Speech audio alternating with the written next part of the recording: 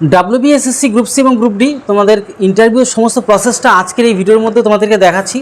সম্পূর্ণ প্র্যাকটিক্যাল, কী করে তোমাকে চেয়ার মধ্যে এসে বসতে হবে, কী করে তোমাকে দরজা টেনে স্যারকে জিজ্ঞাসা করতে হবে স্যার আমি কি আসতে পারি, সমস্ত বিষয়টা তোমাদের সাথে আলোচনা করবো। আজকে ড্রেসের প্যাটার্নটা কীরকম হতে হবে, কী কালারের ড্রেস পরা ভালো, তোমার প্যান্টের কালারটা কেমন হতো, সমস্ত বিষয় নিয়ে আজকে আলোচনা করব।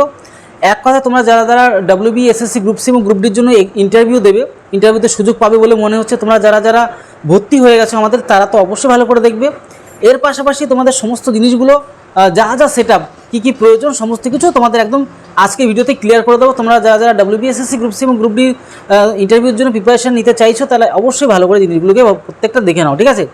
এবং কিছু প্রশ্ন করা হবে, কীরকম করে স্যার ম্যাডামদের সাথে কী করে তাকাতে হবে, সমস্ত আই কন্ট্যাক্ট কী করে করতে হবে, ঠিক আছে। হয়তো প্রথম আজকের যে ভিডিওটা সেটা হচ্ছে একটু নার্ভাস ফিল হতে পারে, ঠিক আছে। মানে যেই ভাইটা মানে আর কি করে দিয়েছিল, তো তার একটু নার্ভাস ফিল ছিল, তবুও তোমরা জিনিসটা জাস্ট অভিজ্ঞতার জন্য ভালো করে শিখে নাও, বুঝে নাও, ঠিক আছে। তাহলে চলো শুরু করা যাক। প্রথমে দরজাটা এইভাবেই টেনে খুলবে। আমি কি আসতে পারি? আসো। এবার আমাদের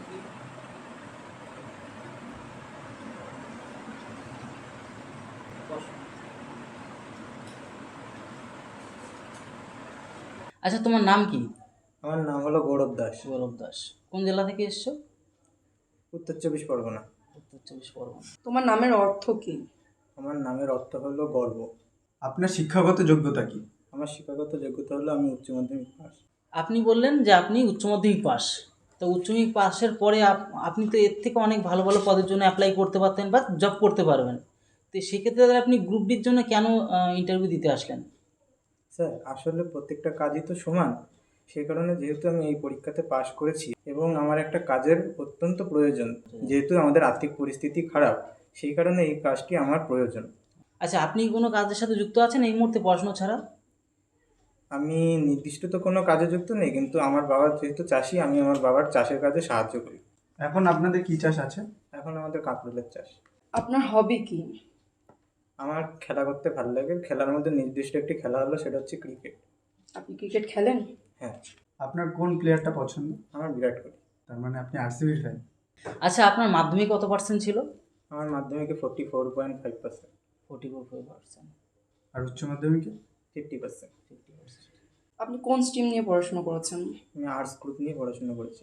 আপনার কোন সাবজেক্টটা পছন্দ? এডুকেশন। আচ্ছা, আপনি তো বললেন উত্তর 24 পরগনা থেকে এসেছেন, তা উত্তর 24 পরগনার একটা বিখ্যাত নদীর নাম কি জানা আছে? গঙ্গা। গঙ্গা নদী। আচ্ছা, আপনার মিড ডে মিল সম্বন্ধে জানা আছে? মিড ডে মিল বলতে স্কুলের মধ্যে যেটা মধ্যাহ্ন ভোজন দেওয়া হয় তাকে আমরা মিড ডে মিল বলে থাকি।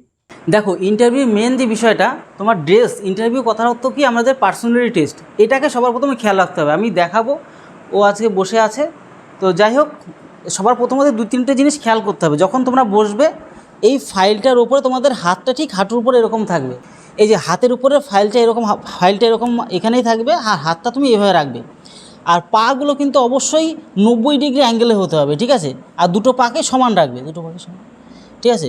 দুটো পা যেন সমান থাকে, এইভাবে তোমরা কিন্তু 90 ডিগ্রি এবং এমনভাবে বসবে যাতে বোঝা যায় না যেন তুমি রোবটের মতন বসে আছে, এমনটা যেন না হয়। আর যখন তোমাদের যে চেয়ারটা দেবে, সেই চেয়ারটা অবশ্যই সমানই দেবে, ব্যাকাটারা দেবে না যেখানে গিয়ে বসবে। এগুলো ছোটো ছোটো জিনিসগুলো তোমাদের খেয়াল করতে হবে।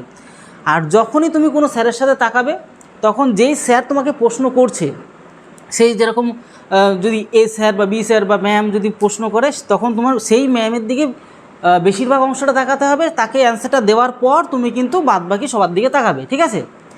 এর পাশাপাশি আর একটা গুরুত্বপূর্ণ জিনিস আমি তোমাদেরকে দেখাবো, সেটা হচ্ছে দেখো এই জিনিসটা, একটা জিনিস খেয়াল করো তোমরা। দেখো এই জিনিসটা একটু খেয়াল করো, যে এই যে বোতামটা তোমরা দেখতে পাচ্ছ, এই বোতাম সোজা যেন এই বেল্টের যে মেন জায়গাটা, সেন্টারটা হয়, কারণ এই জিনিসগুলো কিন্তু খেয়াল করবে। আর অবশ্যই কালো জুতো হতে হবে তোমাদের, কালো জুতো না হলে কিন্তু সমস্যা। আর প্যান্টটা সবসময় দেখো, এই প্যান্টটা অত ফিটফাট হয়নি, মানে তাড়াহুড়ো করে জিনিসটা করা হয়েছে, তো প্যান্ট একদম পুরো এই পায়ের সোজাসুজি এখানে থাকবে। ইন্টারভিউর জন্য স্পেশালি প্যান্ট তৈরি করবে। আর জামার কালার এরকম কালার তাহলে একদম যেভাবে রয়েছে, কালো প্যান্ট, এরকম যে কালারের জামাটা, এই যে কালারের যে স্কাই ব্লু সামান্য যে কালারটা দেখতেই পাচ্ছ, এই কালারেই তোমরা কিন্তু অন্তত ড্রেসটা বানাবে। আর প্যান্টটা অবশ্যই কালো থাকবে। তো এই সমস্ত জিনিসগুলো তোমাদের কিন্তু অবশ্যই খেয়াল রাখতে হবে, না হলে কিন্তু ইন্টারভিউর জন্য সমস্যা হতে পারে, ঠিক আছে। আর দেখো, চুলদারির ব্যাপারটা বলবো যে তোমরা যদি গোপ ছেলেদের ক্ষেত্রে তোমরা যদি গোপ রাখতে চাও তাহলে রাখতে পারো, এর পাশাপাশি দাড়িটা অবশ্যই তোমরা কিন্তু সেভ করে নেবে।